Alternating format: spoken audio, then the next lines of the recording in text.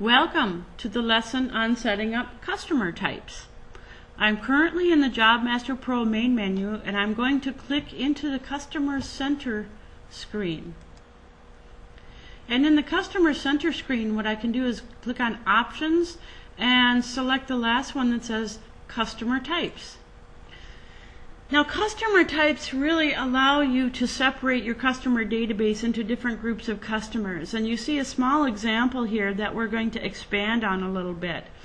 But customer types allow you not only to limit lists by customer type, but printing labels, doing letter writing to different groups of customers, that kind of thing. So I think it's nice to set up customer types. They're not necessary in the program, but a lot of people find them really, really helpful in use with other features of the system.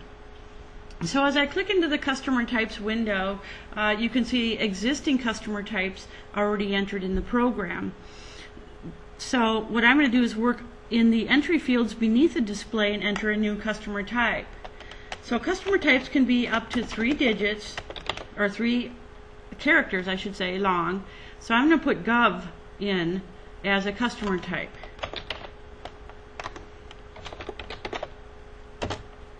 And in the description, I put government to represent that this is a government customer. It could be a school, could be a whatever, but you know, that lets you be descriptive about it. And if you have normal credit terms for this group of customers, you can default them here too, so that when you set up a customer with this customer type, the terms set up with the customer type will override, say, the default setup in the system. And special keys too, if you wanted to at the same time you're entering the customer with a customer type, you can also default some of the special keys for that customer. In other words, special keys is one of those little fields where you can enter different characters to represent more lists or label printing and that kind of thing by different groups of customers. You can read more about that in the help system under customer setup.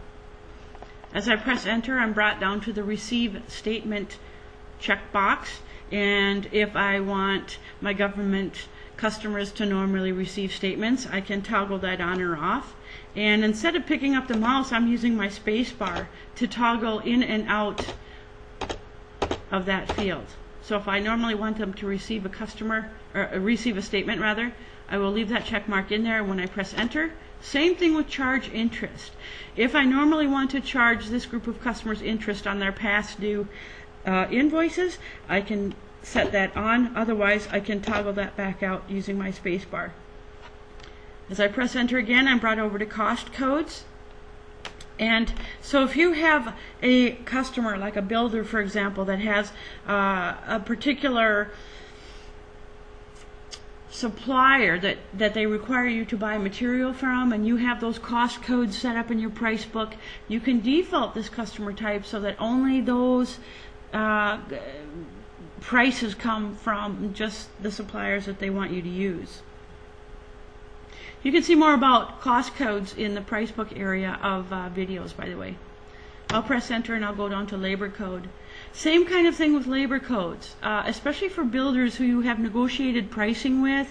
If you have labor codes set up in your worker setup screen, then you can default the labor pricing for this group of customers.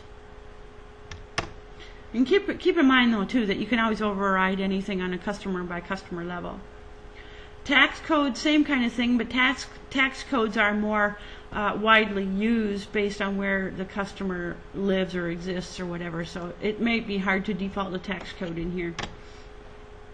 But these two codes, the invoice material code and the labor code, are the actual format codes used for invoicing this customer. So if you've already predetermined what your material and labor format codes are, then you can preset them here for this group of customers. Price code, same thing. If you want to price this customer out using regular pricing in the price book, or you want to use alternative pricing, that can also be predetermined by customer type and customized on a customer by customer level as well too. So I'm just pressing enter. The save button's highlighted, so I'll press enter. And there's my new code. Now, I'll show you how to use this when you're setting up a new customer. I've exited that window, and in the Customer Center screen, I'm going to click the New button to set up a new customer. And remember my zip code list. If I didn't preset my zip code list with a lot of defaults to speed up customer entry, you may want to look at the video called Zip Code Defaults, because this will really help you shortcut your time in setting up customers. So when I select this, then I can enter my customer and go through this window. But the point is, when you get down to the General tab, notice this customer type here. You can just type in what customer type you want in there, or you've got your little blue lookup here. So if I wanted to look one up and say, oh, this is going to be a government customer, I can click on that customer type and click the Select button at the lower left of the window, and it'll bring it out onto the screen along with the rest of its defaults. So that's pretty cool. Helps you shortcut time and keep things consistent when you're setting up new customers. This ends the lesson on setting up customer types.